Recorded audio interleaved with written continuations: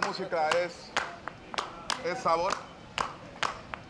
Y la clave es muy importante para todos aquellos que quieran cantar. Es total. Porque sin la clave no hay guaguancó. Eso es lo que hay. Como primero fue sábado, después fue domingo. Eso es la vida. 1, 2, 3. Yo diría que la música es locura. Pero una locura de un 20-30%. Lo demás es sensatez. La música es vida. Sin la música no hay nada. Es el puntico de sal que le falta a la comida. Es como el pan. Siempre será necesario. La música tiene su cuento. Eso va en la sangre. ¿Por qué? Porque es el pueblo que está hablando ahí. Porque es que te resientes si apenas se llega. Este es un país alegre y como tal nos gusta la alegría que transmite la música tropical. Llena de emoción, nos da la sabrosura. Yo te uso mucho el término la sabrosura y en este momento le digo sabrosura de coco con una que otra gotica de pitamorriales. Colombia, la riqueza más grande en la música y las mujeres. Esto sí que fue significativo, sobre todo en la música tropical. Las muchachas con su bikini. De pronto mostrando nuestras bellezas femeninas podía ser una de esas formas, ¿no? Entonces, buena música unida a esas carátulas tan sugestivas dieron la fórmula perfecta. Es que hablar de música tropical es hablar de Disco Fuentes, ¿no? Tropical bailable por excelencia, esa es la línea musical de Disco Fuentes. Se hacía éxito uno detrás de otro. No pegamos ni el billete y no es nada buena música. Y los buenos músicos, los buenos compositores. Era una fábrica musical. Aquí donde estamos parados es donde siempre se hizo música para el mundo, bailable por excelencia. Entonces, de ahí viene la alegría y el hecho de que nos guste a nosotros disfrutar tanto la vida gracias a la música tropical. Porque es una música que pega, pegajosa y baila uno sabroso. Y yo lo digo robándome algo por allá de la política y algo de nuestros colores patrios, que Colombia tenía 3 colores, que era el azul del conservador, el rojo del liberal y el amarillo del sello famoso de Disco Fuentes. Y esa es Colombia.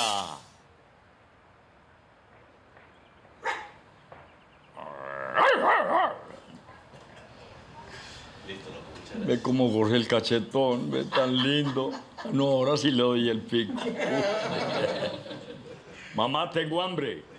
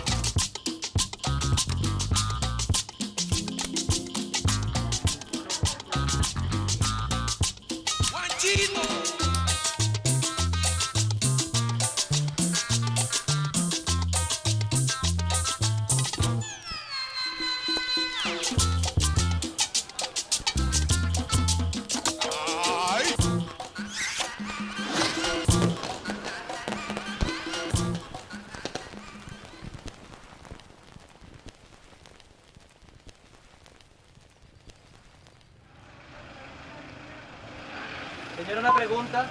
¿Dónde es la casa del maestro Liceo Herrera? Que van a grabar. entrevistarlo, ¿eh? Ay, tan bello es, no sabía.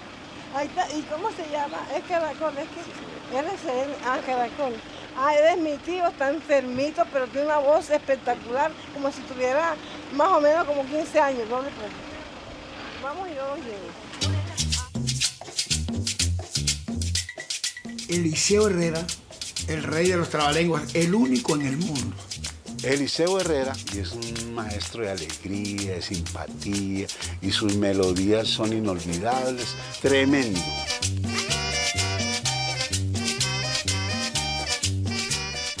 ya estamos llegando en el tiempo.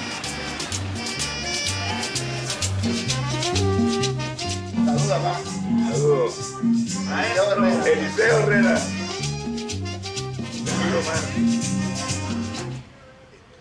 Mi nombre es Omar Castellón Herrera, nieto de Eliseo Herrera Junco, abuelo mío, para que todos lo reconozcan que es abuelo mío.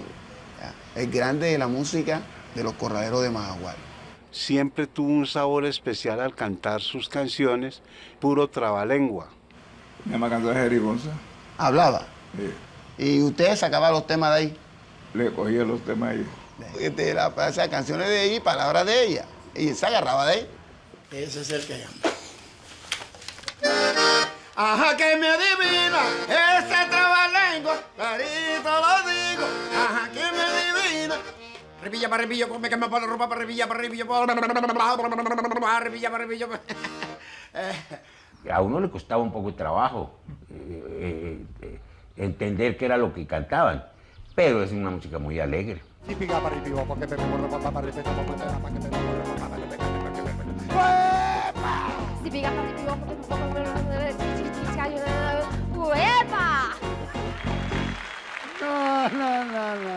Un cipigapa, un cigarrillo me quemó la ropa. Eso es lo que decía.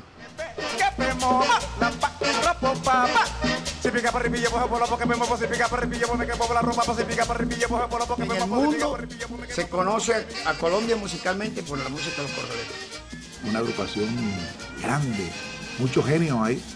Alfredo Gutiérrez, Calixto Ochoa, Lisandro Mesa, Chico Cervantes, Eliseo Herrera. Emma, los corraleros eran 10 cantantes, que no lo tiene nadie. Ni los tuvo ni lo tiene nadie. Y hacen, yo creo, la mejor selección Colombia, pero musical.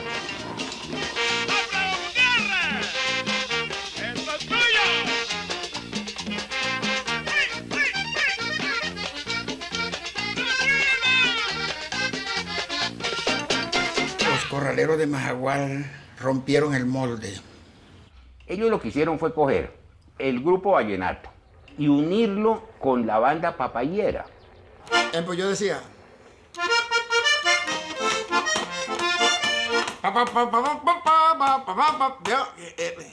El acordeón mío era como la guía de lo que ellos iban a hacer. Eso, la yerbita, la burrita de Eliseo. Y cosas muy rápidas tocaban. Pin, pin, pin, pin, tin, tin, tin, tin, pin, pin, pin, tin, tin, tin. Y es es que eso sí, ellos ponían a bailar a un muerto. Eso ellos arrancaban a tocar y ni el arzobispo se quedaba sentado. Era impresionante. Bueno, señores, los nietos de Eliseo Herrera, nietos, hijos, tataranietos, vengan, Seri, vengan, con los tambores y eso, vengan. ¿Hubiera traído el acordeón? Ya está el acordeón, si aquí está ahí, que el acordeón. ¿Sabes todo que está el acordeón? Tráete, venga. ¡Ey, venga! Ya sabes, mira, aquí está todo el combo, papá. Sí. Bueno, vamos a probarlo. ¿Ah? Cántalo para allá, cante para allá. Ah, que me adivina. Me digo, lo digo. Ah, que me adivina.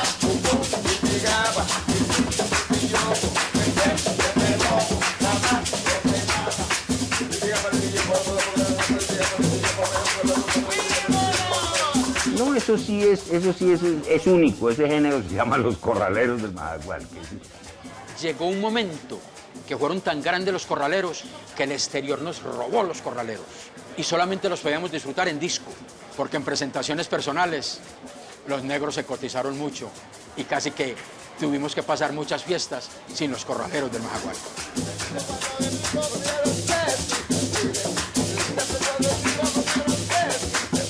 Yo creo que la música tropical como tal no es un ritmo, es una amalgama de ritmos, ¿no? La cumbia es tropical, el vallenato entra dentro del tropical, el chandé, mapalé, el porro, la raspa del interior del país, música tropical. Es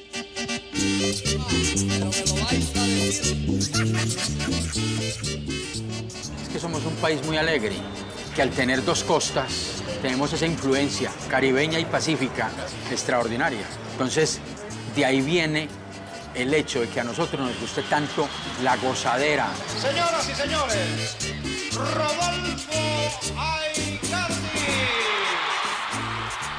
Me olió aguardiente. ¿Sí o no? Me llegó un...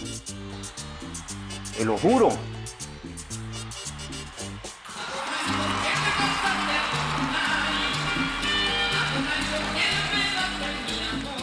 A Rodolfo Aicardi, una vez en una feria de Manizales, y tuvimos que acompañarlo a él en el hotel, esperando que trajera las partituras para ensayar. Y llegó él y nosotros, Rodolfo, y los papeles. Eso, ¿qué papeles? Eso yo empiezo a gritar y ustedes me siguen.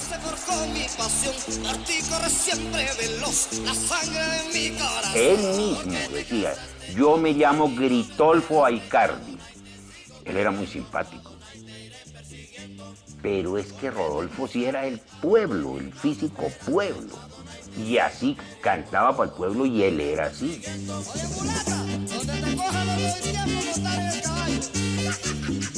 A él lo adoraba a la gente porque él se bajaba de la tarima y abrazaba a todo el mundo. No, él fue un ícono en ese tipo de música.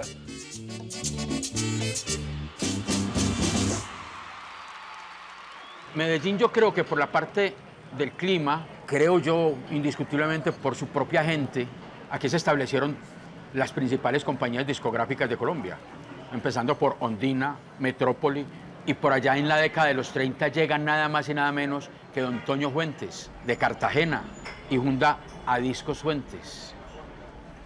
Y eso parte la historia discográfica de Medellín y de Colombia.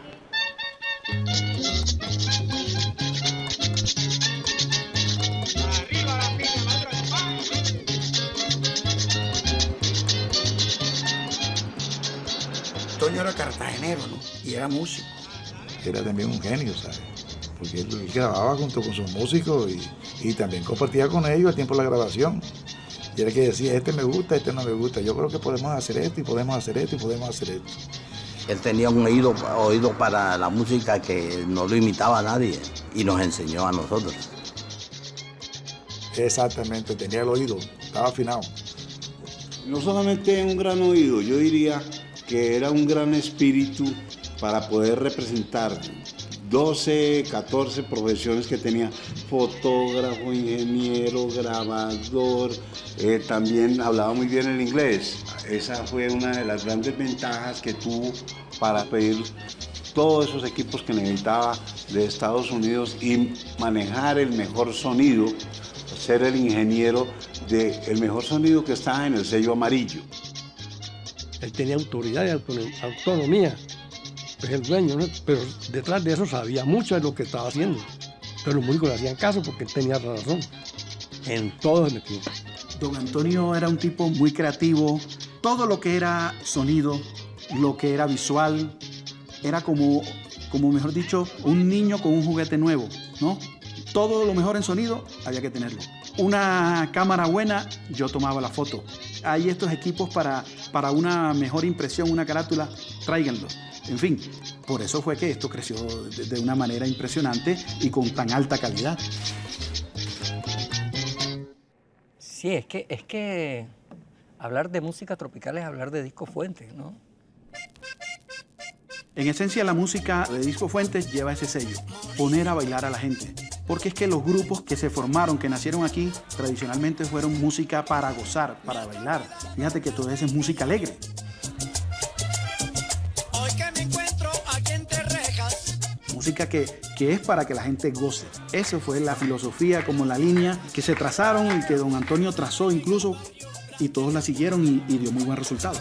Pura sabrosura, por debajito, compadre, por debajito. Porque ellos empiezan a grabar con una cantidad de morenos que nos mandaron desde el litoral del norte, como Lisandro Mesa, Eliseo Herrera, Calixto Ochoa, Joey Arroyo, Gabriel Romero, Alfredo Gutiérrez, y toda esta gente nos trae ese calor tropical y eso se mezcla, se hace un mix con el talento paisa. Entonces todos esos costeños se encuentran con Fruco, con John Mario Londoño, se encuentran con Gustavo Quintero y entonces empiezan a hacer grabaciones y a juntar grupos. En los años 50 la música bailable la hacían las orquestas grandes, Lucho Bermúdez, Pacho Galán, Edmundo Arias, música muy bonita, música de José Barros, de Lucho Bermúdez, esa música inmortal del Caribe colombiano.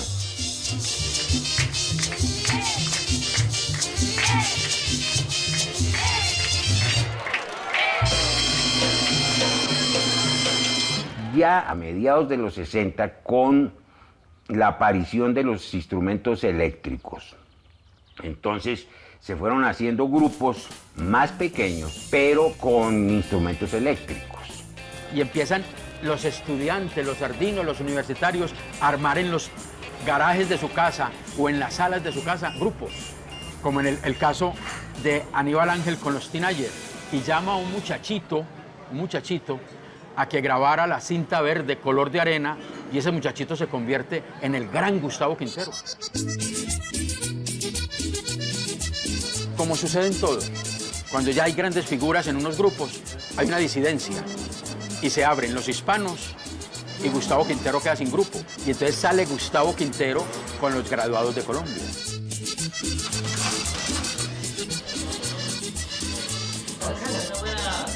Buena. Porque la gente no creen que todavía Gustavo Quintero sigue y seguirá haciendo éxitos. Gracias, mijo. Hazlo porque no. Pero ya para el otro año va a ser el loca. Caramba, por Dios, Josefa, ¿qué hago yo con Candelaria? Caramba, por Dios, Josefa. Pero para mí, el más grande de los grandes es Gustavo Quintero. Gustavo tenía la capacidad de ponerte a bailar. Y bailando, pero él interpretando esas historias charras de Juanito Preguntón, de los apodos, de la banda del vecino, te hacía reír. Entonces era una doble gozadera. Las carátulas eran hermosas, porque cogían el tema objetivo y lo dramatizaban en la foto de la carátula.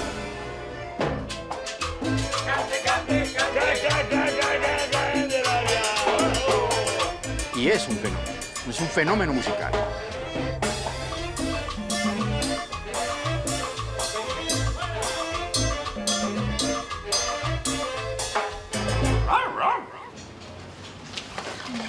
Gustavo el Loco Quintero.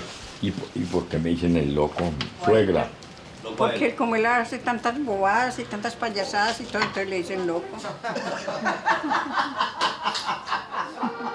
Hay que brincar y hay que, en esta guerra fría del mundo, hay que hacerse el loco para que la gente se ría.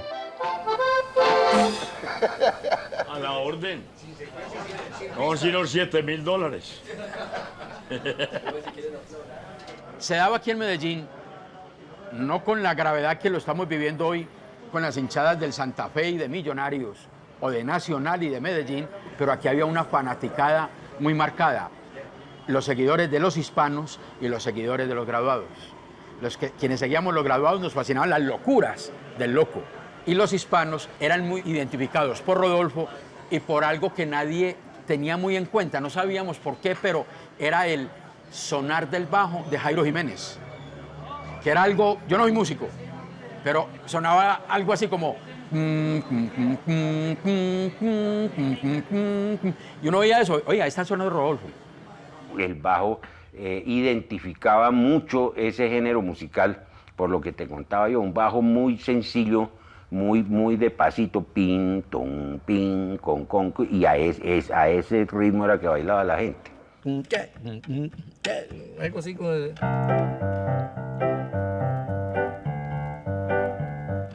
Sí, un brinquedito ahí en el bailado, que es bueno como para bailarla con la tía o con en el 31 de diciembre. De ese género que Andrés Caicedo, Andrés Caicedo era salsero furibundo, y él con cierta sorna y con cierta cosita llamaba a este género el sonido paisa. Y entonces se juntan todos estos grupos, hispanos, Teenager, Golden Boys, los Black Star, y mira que todos esos nombres tienen cierto extranjerismo. ¿Por qué? Porque la moda eran los Beatles, los muchachos estos jóvenes de gafas, y esa estampa la daban también aquí de una manera muy criolla, los Golden Boys, los Teenagers y toda esta música. Lo dicho es que yo soy uno de los sobrevivientes de todo eso, de los Beatles, de Elvis Presley, de todo, vea, todavía. Y vea qué cuerpo. Óigame.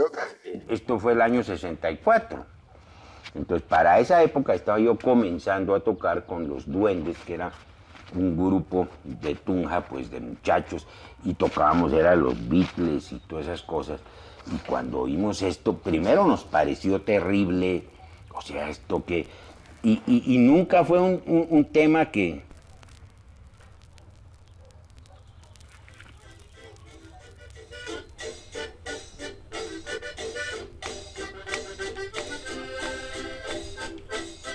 Es increíble, ahora que lo oigo.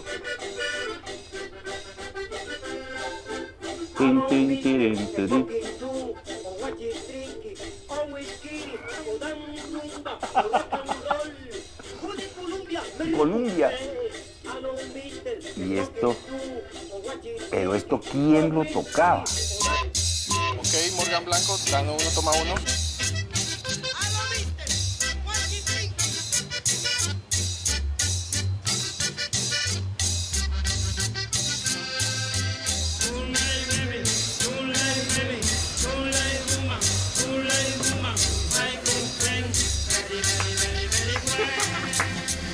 ¿Y el acordeón quién lo tocaba?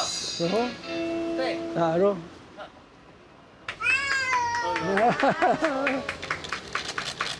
Nosotros fuimos a Cartagena a grabar a Disco Fuentes. Y cuando llegamos allá hablamos con el dueño, don Antonio Fuentes. Y le dijo a Carlos Román, Carlos, te trae un disco en inglés. Te trae un disco en inglés para que lo cantes.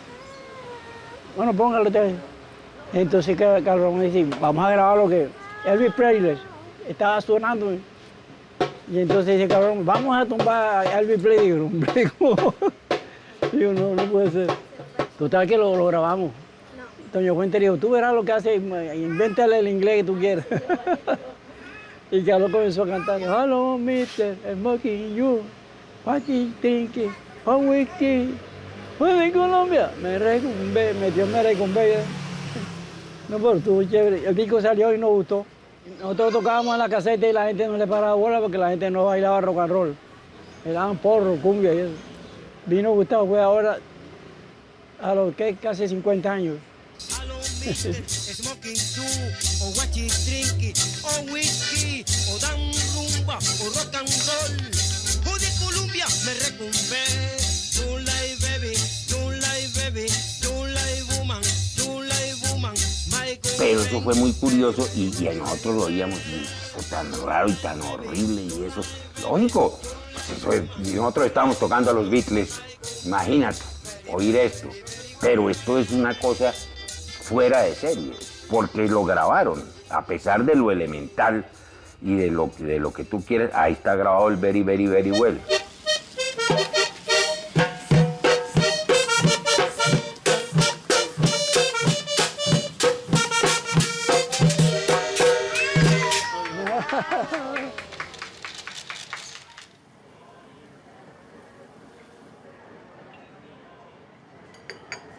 Entonces mira, todo ese talento, toda esa alegría se compagina acá con el talento y el sabor paisa y eso se vuelve unas producciones discográficas extraordinarias en las diferentes compañías disqueras, en todas las compañías disqueras. Y empiezan a dispararnos desde el exterior un género musical que teníamos que aprender a bailarlo y es la salsa. Sonriente viene Rosario por las calles de un lugar galante, luce su traje por las calles de un lugar. Y nos vemos en la necesidad discográfica de empezar a producir salsa. Personajes de mi llavería. Galante, luce su traje y rantatán, tan tan, rantatán, tan tan, por las calles de un lugar. Mientras que arriba una nube, su llanta de granizado, corre para la gente, la niña pierde un calzado, para y cae, ran, tan, tan, tan, tan, en los charcos del mercado. ¿Cómo dice? Tolón, tolón, dice la nota. ¡Ay, ya, caballero! Eso, mono. Dios me lo bendiga, Dios me lo bendiga. Sabroso este personaje, ¿no? Los Charcos, uno de los temas más emblemáticos de la salsa de Roberto Solano, de La Guajira. Fue grabado con la orquesta de Fruco y sus Tesos en 1975 y ha sido uno de los éxitos más importantes aquí en la costa. Y donde quiera que voy hay que cantar esa canción. Los Charcos, Roberto Solano. Bacano. Esta canción no necesita pareja, se baila solo. La mujer y el hombre arrancan a bailar Los Charcos. Es un frenesí musical. Viene Jairito Varela, viene Guayacán Orquesta, vienen todos ellos. Y entonces usted en Medellín encontraba a todos estos músicos haciendo salsa y empiezan a nacer grupos salseros en Medellín.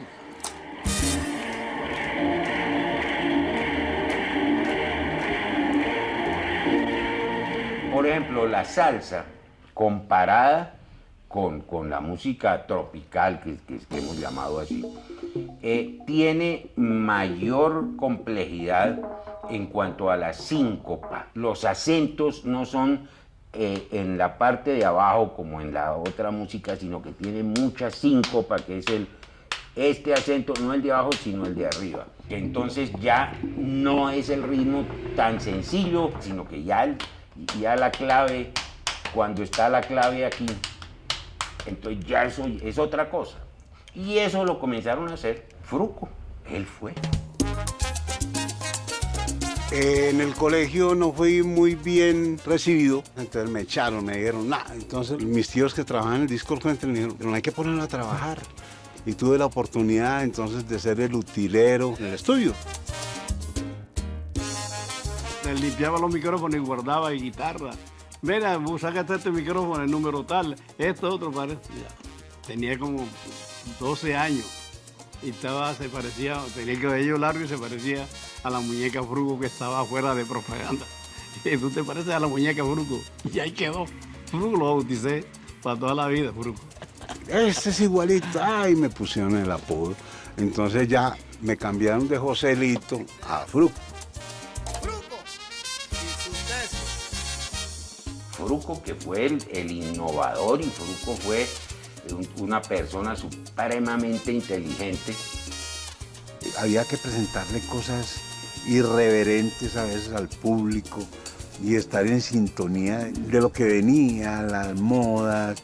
Yo usaba unas candongas, el pantalón bota ancha, los afros, pretinas hasta acá, los movimientos, los bailes, las camisas volantonas, los collares, los zapatos, que eran unos tacones altos, y nuestro cabello y muchas cosas y balacas en la frente. Porque aquí siempre tenemos que andar bien vestidos, porque somos unos artistas en la tierra, obviamente, estemos vivos. Claro. Eso fue lo que nos hizo diferenciar de muchas orquestas de la música tropical en Colombia.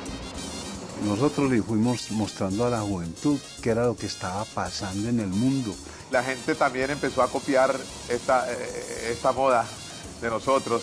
Y precisamente, sin arrogancia ninguna, somos generadores de una nueva cultura. Y creo que fuimos pioneros en ese modo de tocar salsa al estilo hippie.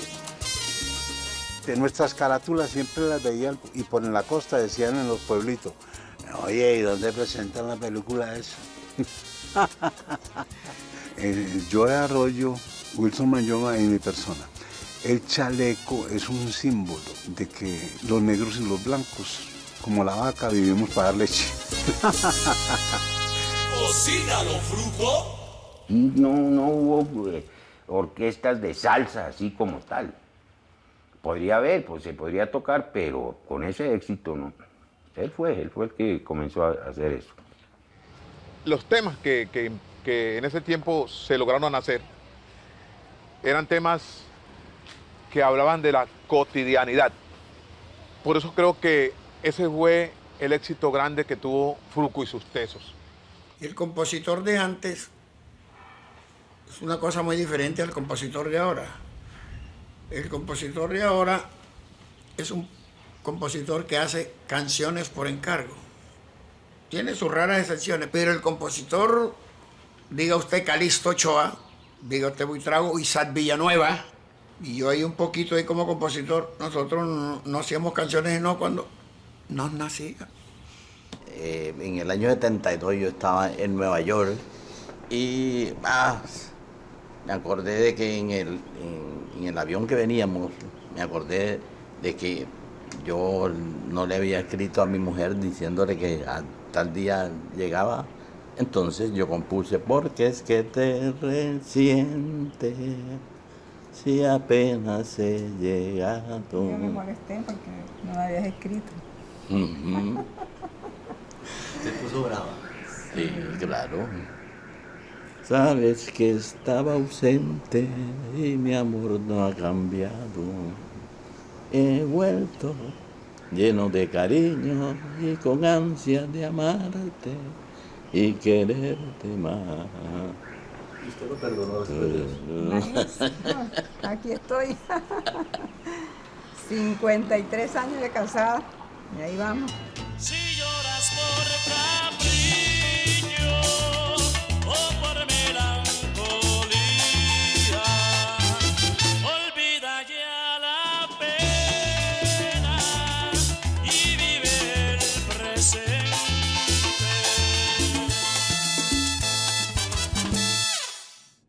No, lo que pasa es que los compositores tenían magia, tenían arte, tenían locura, tenían chispa. Hoy en día cualquiera compone.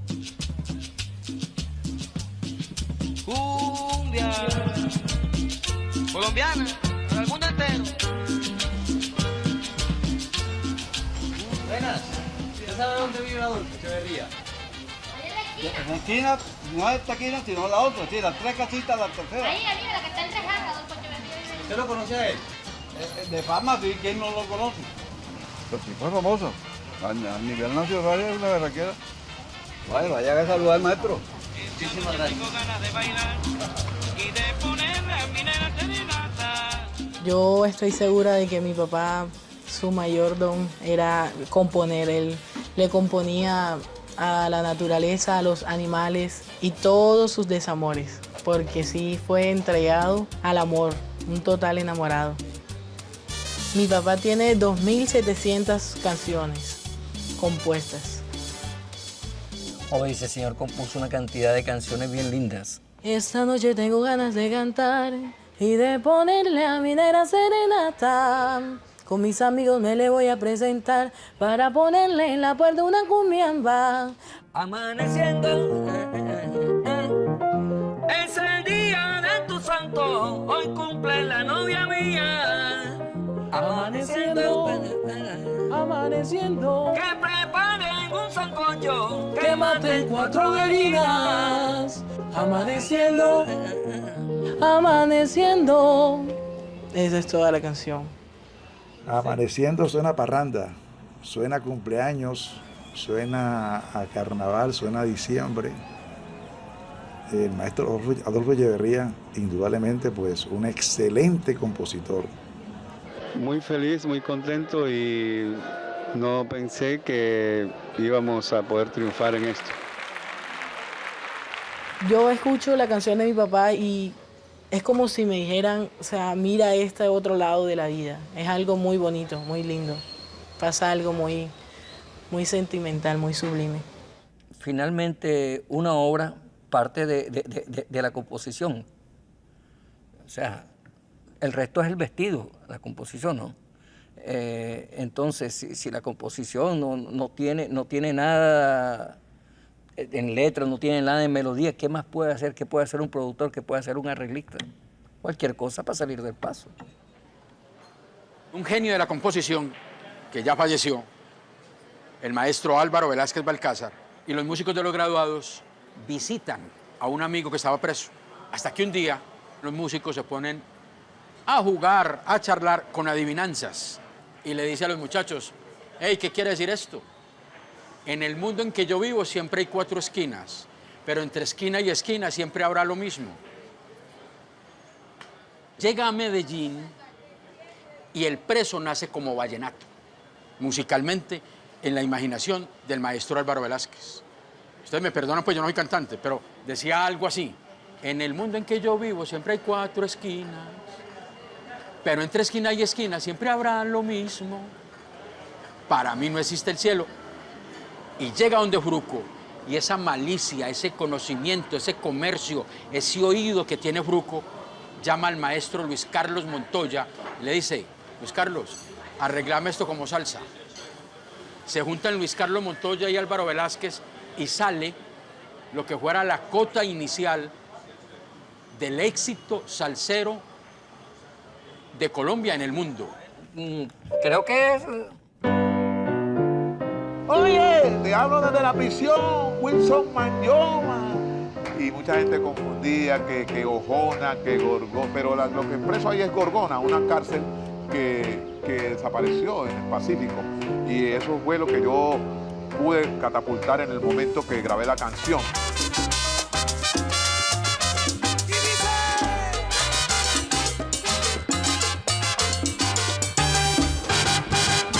En el mundo en que yo vivo, siempre hay 4 esquinas, pero entre esquina y esquina siempre habrá lo mismo. Para mí no existe el cielo, ni luna ni estrella. Para mí no alumbra el sol, para mí todo es tiniebla. La filosofía de esta canción lleva a la persona a unos estados que yo he observado cuando toco en las cárceles, 5 y 6 emociones conjuntas. El tipo llora, no le limpia las lágrimas y está sonriendo. Después uno se pone triste, pero la facultad del ritmo es la que hace de que se ponga a bailar y que en medio de ese dolor el ritmo le sirva como de esperanza.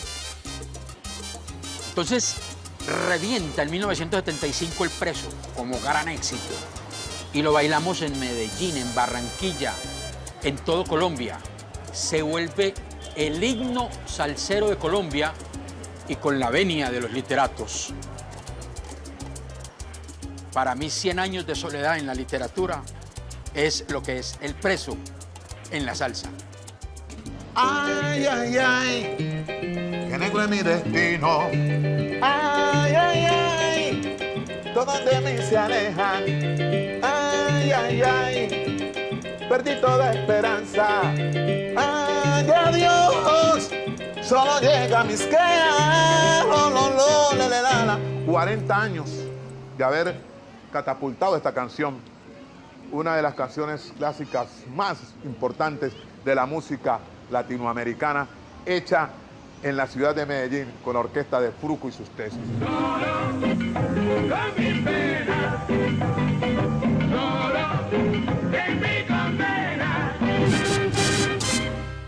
En el mundo entero lo bueno de artistas de música nació en los años 50, 60 y 70. Del 80 para adelante salió la música desechable. Esas son las cosas que uno a veces no logra explicar con palabras. Sí. Y dice, hombre, ¿por qué ese tema de hace 30, 40 años está tan vigente y se escucha tan sabroso, tan bien hecho en todo sentido?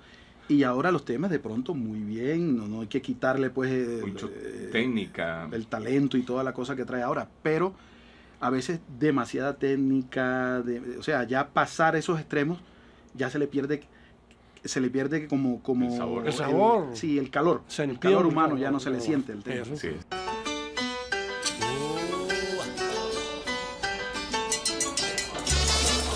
Yo crecí escuchando toda la música de Disco Fuente y mi mayor sueño era grabar en Disco Fuente, porque era donde grababa yo, era donde donde grababan los Latin Brothers, donde estaba Fruco, era el estudio donde se hacía toda la gran música tropical de Colombia, ¿no? La época análoga del disco, que es la época más hermosa. El análogo suenan los instrumentos como ellos suenan. Ahora todo suena flaco. El digital es malo para la música tropical. Y nos volvimos coleccionistas de la música tropical. Y cuidábamos los long play de la música tropical de una manera extraordinaria. Nos los prestábamos. El que vivía en el segundo piso le decía a uno, dame el disco, y lo vaciaban en el casete. toda esa doctrina que nos daban las carátulas, que posteriormente nos lo dieron los librillos que venían en los CDs, eso se perdió con la frialdad que hoy estamos viviendo con la tecnología, que el email, que bajarlos por internet, con todo ese tipo de cosas. Yo creo que se disfrutaba mucho más esa música cuando existía el préstamo del 45 revoluciones por minuto, del 78, que era un disco muy grande, que fue el primero que desapareció en su formato, y del 33 revoluciones por minuto, que era el long play. Y en 1960 se crea el primer variado de música tropical que se hace en Colombia, y eso parte la historia en dos.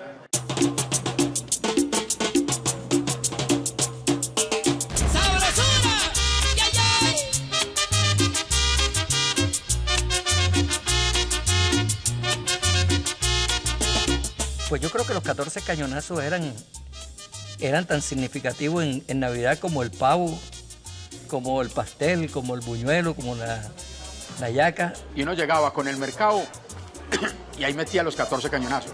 Porque eran 14 cañonazos, ¿no? O sea, 14 hits musicales, con lo que sonó más de Corralero, con lo que sonó más de Fruco, con lo que sonó más de aquel grupo.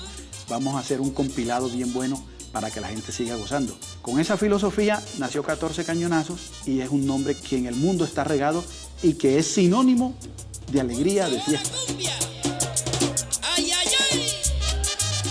Entonces, en las fiestas de Navidad, en el 7 de diciembre, el 8 de diciembre, el 24 de diciembre, llegabas, colocabas el disco y arrancaba el festival en Guararé, Rubiela, los Golden Boys, y la señora ya haciendo los buñuelos, la otra haciendo la natilla, todos bailando con la tía, con la novia, con la hermana. Y eso eran los 14 cañonazos. Una fiesta se podía hacer incluso con ese solo disco. Voltelo, que ahí bailamos toda la noche. Eran como llevarte la discoteca para tu casa en la Navidad. Era un regalo de Navidad, tenías a tu disc jockey ahí. Pues imagínate, además de la música, pues una mona semi-en-cueros, que tampoco, pues no eran cosas así vulgares ni nada. Aunque para la época, por aquí vi una que estaba en Purius. Mira. De pronto mostrando nuestras bellezas femeninas, podía ser una de esas formas, ¿no? Entonces, buena música unida a esas carátulas tan sugestivas dieron la fórmula perfecta. Los 14 cañonazos hacían parte de todo el kit de Navidad de los colombianos. Esa era la tarjeta navideña.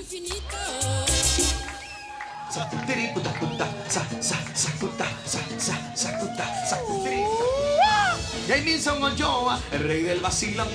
Jameson Ochoa, el rey del vacilón. Pita, su película pita,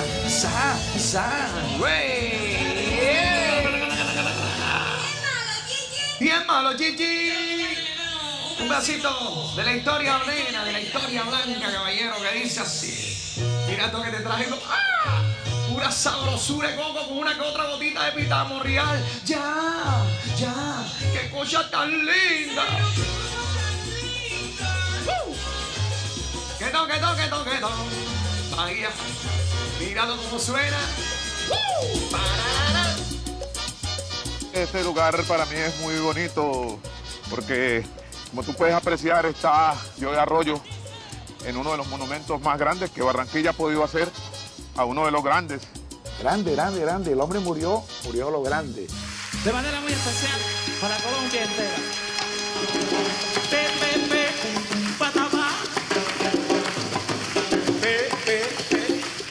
Eliseo Herrera le mostró a Joe Arroyo que tenía que ser un vocalista íntegro, agudo, inteligente, rápido. Eso aprendió Joe Arroyo de Eliseo Herrera. Me intereso mucho por nuestras raíces negras y por tal razón interpreto la salsa que pertenece al Caribe colombiano. Un hombre de música, vivía la música 100%.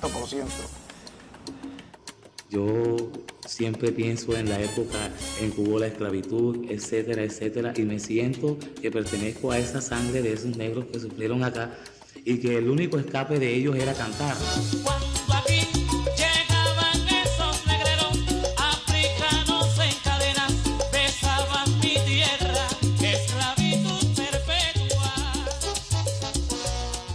yo cuando entraba al estudio se transformaba. Parecía que un espíritu lo poseyera, porque él siempre se embriagaba del espíritu y comenzaba, cerraba los ojos y bailaba, y lo que botaba era pura candela. Uno le preguntaba, Joe, ¿y para ti qué es una canción buena? Y me dice, mi hermanito, si no se puede bailar, para mí no sirve. El trabajo era hilvanar las ideas, porque te daba 4 o 5 ideas en un momento sobre una misma situación musical. Él tenía 4 o 5 ideas diferentes y las 4 o 5 eran buenísimas. El tipo era compositor, cantaba como Celia Cruz. Tenía una peluca así como la que tiene la nieta mía. Y Joe me dio la oportunidad con el solo de piano de Rebelión y me dio un espacio súper grande. Pues yo me soñé a tocar, me quité la camisa porque estaba ansioso, quería descargar todo lo que tenía. Y bueno, y afortunadamente el resultado es que 30 años después podemos seguir disfrutando de él. Y con ustedes, Chelito de Castro.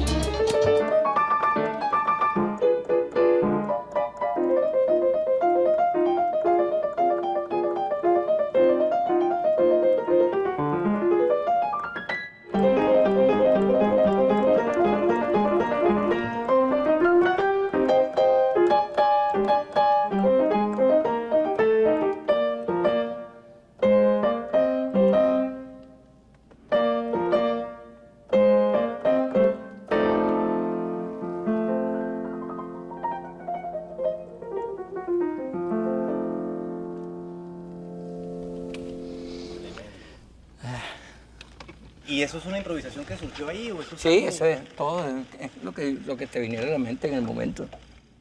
Y ya de ahí en adelante quedó marcado, ¿ya lo haces igual o también...? Ya me tocó aprendérmelo. Me tocó aprendérmelo.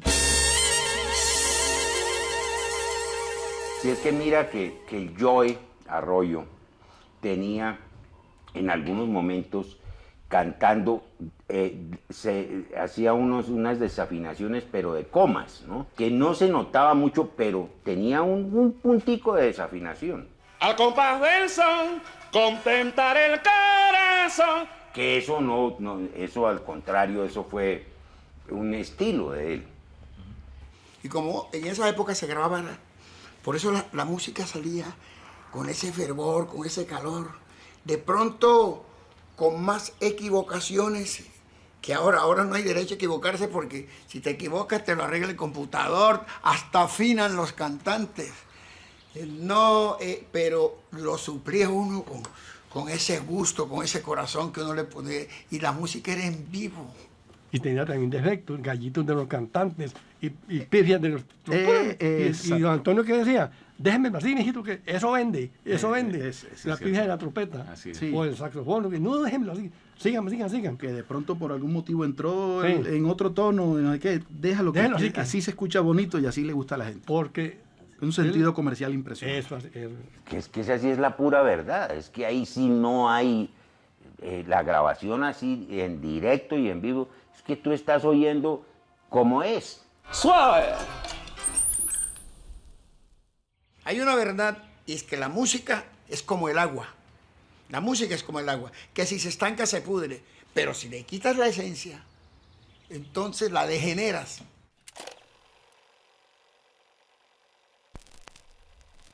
Y el sabor de Colombia se hace presente con los corraleros de Macagual. Que lo disfruten hace un mes.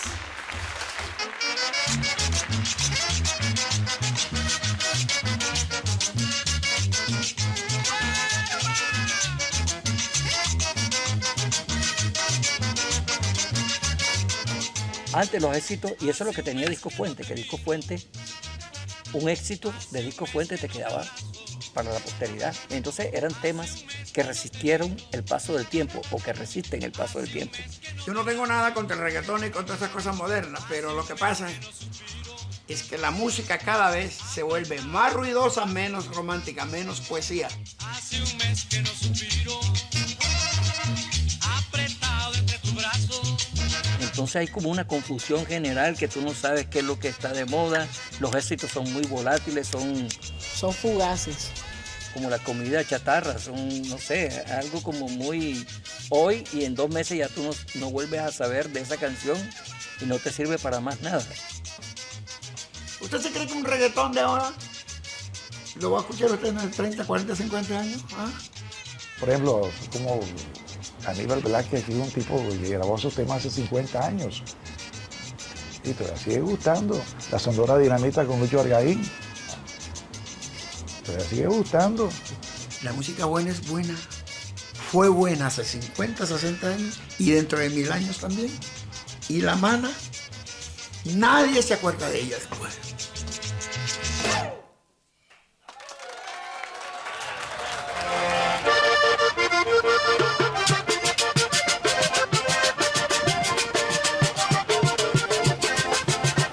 La víspera de Año Nuevo, estando la noche serena, mi familia quedaba de duelo, yo gozando a mi morena.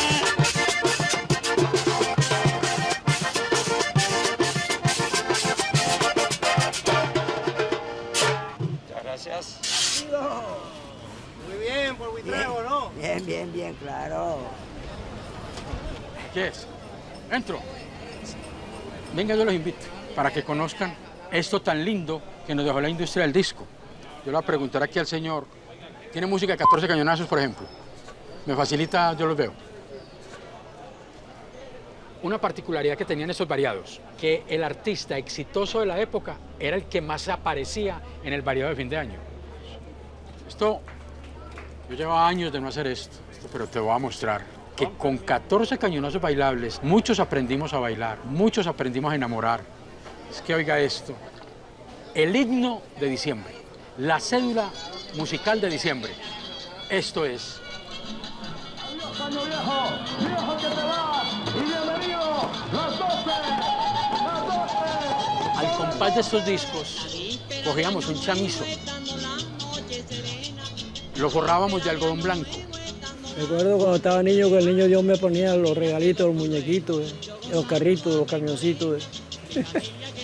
Eso huele a cena de 24 de diciembre, a familia, huele a que se toman los guaritos en la casa y todo eso. Chévere, a eso huele eso precisamente.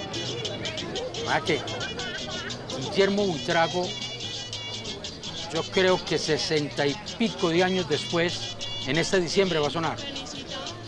Y tengo el presentimiento y la corazonada de que dentro de 64 años va a seguir sonando. Porque en esto sí nos hizo un favor la tecnología.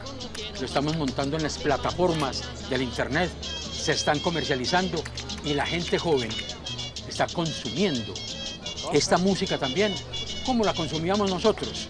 Entonces, la consumen por referencia, porque este disco le gustaba a mi abuelo, porque este disco le gustaba a mi papá, y los jóvenes dentro de 64 años van a decir, porque ese disco me gusta a mí. Ahí está la nostalgia que deja todo esto. Ese me lo llevo. ¿Cuánto vale este disco? 1000 pesos. ¿Se deja que yo lo invito? Muchas gracias. Te lo regalo, pues vea. El 8. O sea, salió en 1968. Bueno, mi gracias. Ahí tiene su regalo. Muchas gracias. Contento quedo.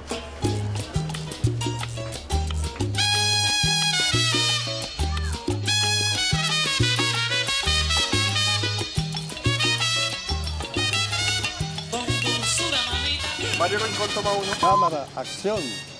Tremendo documental de la música colombiana. ¿Esto va para Caracol? Recordar aquellos tiempos pasados. La música para mí es mi vida. Yo no he vivido de otra cosa, sino de la música. A mí me quiso todo el mundo, a mí me quiso el guerrillero, me quiere el paramilitar. ¿Sabe a qué le debo todo eso?